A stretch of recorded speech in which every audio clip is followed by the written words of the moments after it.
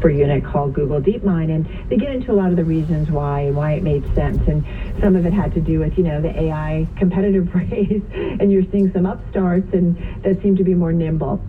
So I am curious, this idea of, in a company that's as innovative as Google and Alphabet, and this idea of being in the kind of right mind state, is it more difficult as you become a more established, older technology company to be nimble and be as innovative? Is it a little bit tougher, or to rally the troops to be that way? So I spent about 12 and a half years at Google really trying to figure out, like, what's the Google way to innovate, right? And in my first 18 months, I traveled to about 27 offices and worked with, hundreds of employees, Googlers, to really figure out, like, what's the Google way to innovate. And what I found is that every time I, saw some groundbreaking technology or idea, that it's not about the resources people have, it's not about the environment they're in, it's not about the time they're spending on these, it's their mind state, right? It's how they're radically optimistic, how they're open, curious, how they experiment, and how they show empathy. These are, for me, the 5 dimensions, what I call, of a future-ready mind state. So when these are at play, right, I always saw that something radically innovative and different is going to emerge. And so for me, the question is always, like, how can we all learn these dimensions of a future-ready mindset and practice them so that we all, are capable of shaping our future that we want to see happening. But I kind of want to go back to Carol's question. Does that mindset still come to people who work at a company that is now giving dividends to shareholders, or that has grown so big that you're not necessarily interacting with those teams all over the world? Maybe it's more siloed in this day and age. So what's interesting is that, we see the same things that happen in organizations actually happen to people, right, and human beings. Let's put a focus on curiosity, right? Curiosity drives us to explore and really understand our world better, which is really crucial in our rapidly changing environment. So we're all born with curiosity, and we have that natural curiosity that actually goes dormant over time, right, as we grow up. So the good news is that we can reawaken it by continuously questioning and seeking to learn more about everything around us, right? So that's true for human beings. We probably see the same in organizations, right, where we see that startups actually are the most curious, right? They don't have, an established way of working. They usually don't have big funding. They have an idea, and they're curious about developing or growing this idea. And so for me, it's really about helping people to rediscover something that is deeply human, which is their optimism, their openness, and also their curiosity and their sense to experiment and try things out, right? And if we humans can do that and reawaken that, I have full confidence that organizations can do that too. Do you think it's broken down when you look at the political environment globally? Again, like, what I feel like is, for me, probably one of the most important dimensions of a future-ready mindset is what I call expansive empathy, right? What I mean by that is understanding and connecting with the experience of others, right? It really enriches our interactions and decisions, and ensuring that they're considerate and inclusive, which is really essential in a diverse global environment. So I feel if we all show more empathy, right, and that means you as a parent, as a journalist or a reporter, or as a teacher or a politician, right, you have more empathy for each other. I think we all see that a better future will actually happen. I love the optimism, but that's broken down, yeah. Yeah, I mean, we don't live in a world. I mean, look at just politics right now. There's a real lack of empathy, I would say, in Washington, D.C. among colleagues, members of the House, who continually scream at each other. There's a lack of decorum that was present just a generation ago, Dr. Furt. How can you say that we're in a place where you're optimistic about empathy? Exactly. So I'm optimistic that we all can rediscover it and we can actually practice and train it, right? So there is a way you can learn to be more optimistic. There's also a way that you can reawaken your curiosity.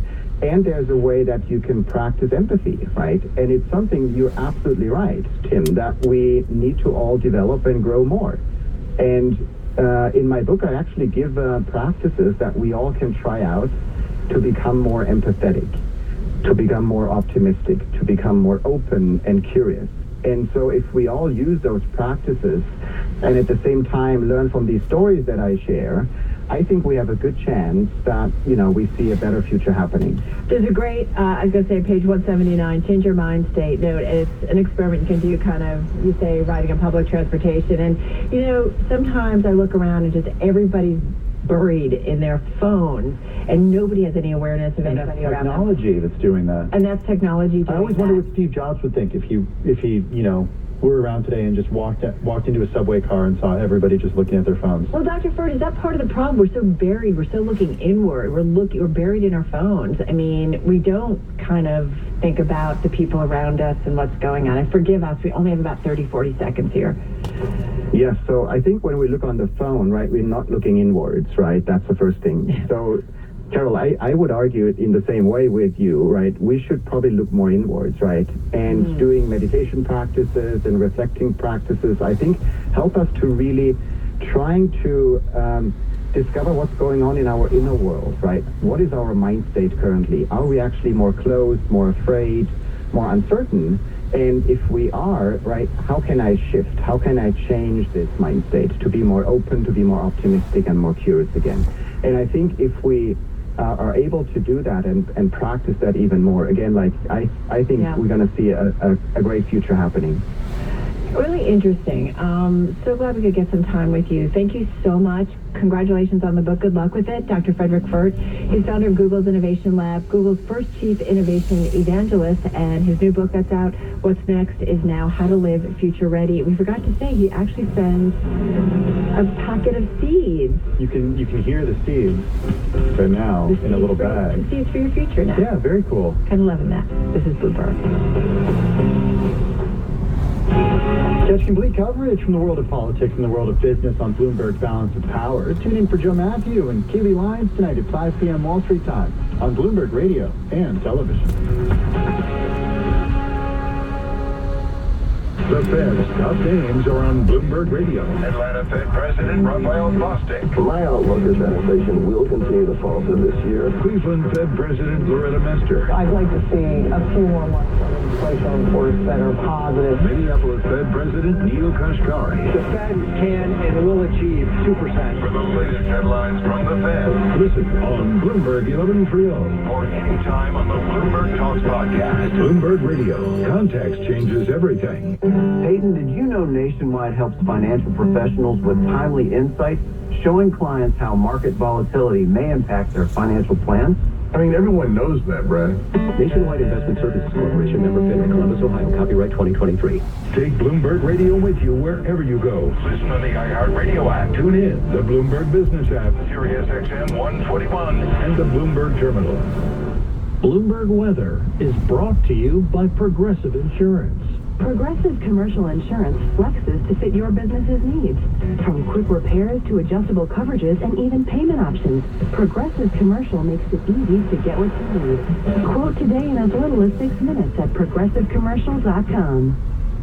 What do Schwinn bicycles, Budweiser beer, and Carvel ice cream have in common? They were all created by Ellis Island immigrants.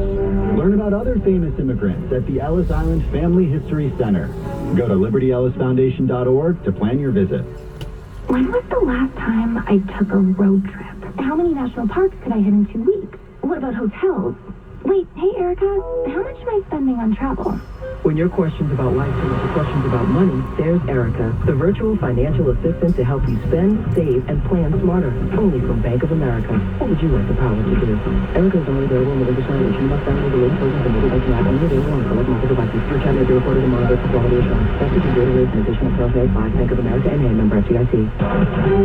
Now, your 3-day weather forecast on Bloomberg 1130. A warm and humid night around the city with partly cloudy skies and temperatures by early Wednesday 70 to 75. For Wednesday itself, it's partly to mostly sunny. It's a rather hot day with a high near 90 at least. Low 70s at night, and low to mid 90s coming up Thursday, mostly sunny. Maybe a thunder shower later on Friday afternoon, otherwise partly sunny in the 90s. This is Gary Best with the 3-day weather forecast on Bloomberg 1130. Coming up next on Bloomberg Business Week, we're joined by Doug Krisner for a preview of what's coming up on Bloomberg at Daybreak Asia. Doug Krisner right after this on Business Week. Now, your company news headlines on Bloomberg Radio. From Bloomberg World Headquarters, I'm Charlie Pellet. After hours, KB Home shares up 2.3% right now after the home builder lifted the lower end of its housing revenue forecast for the full year. KB Home's second quarter revenue, $1.71 billion, estimates $1.66 billion.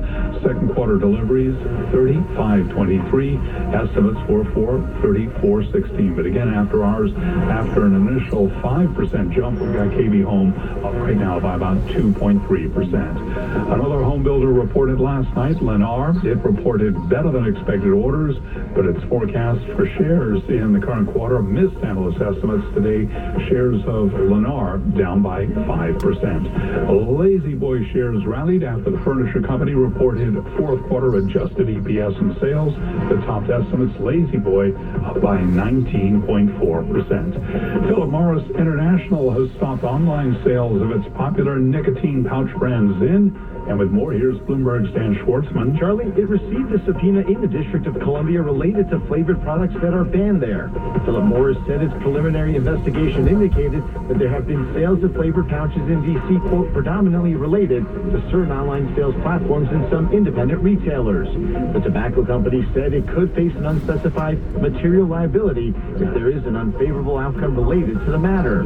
Zyn delivers nicotine to users via small pouches resembling tea bags placed between the gum and upper lip, and it has been a growth engine for Philip Morris in the U.S. Charlie? And that's Dan Schwartzman reporting. Philip Morris shares lower today by 0.8%. And those are some of our top company stories at this hour. I'm Charlie Pellet, and this is Bloomberg. This is Bloomberg Business Week with Carol Messer and Tim Stenivek on Bloomberg Radio and Television. All right, everybody. Tim and I getting ready to wrap up on the Tuesday edition of Bloomberg Business Week. As you know, markets close tomorrow for Juneteenth. So looking to honor and think about the significance of that. I think it's a good thing that we've got a day to kind of really sit with that. Yeah, it was made a federal holiday just a few years ago. President Biden signed it into law in his first year in office. And it means that we have a holiday midweek. It's a holiday shortened trading week. And it also means that Doug Krisner has a full week. That's right. We'll be on the air tomorrow in the evening. And tonight. Well, this evening, obviously. Yeah. And we're not going anywhere. We're not going anywhere. How are you thinking about NVIDIA? Largest market cap company. You know, this is a fascinating story. I was talking to someone earlier today.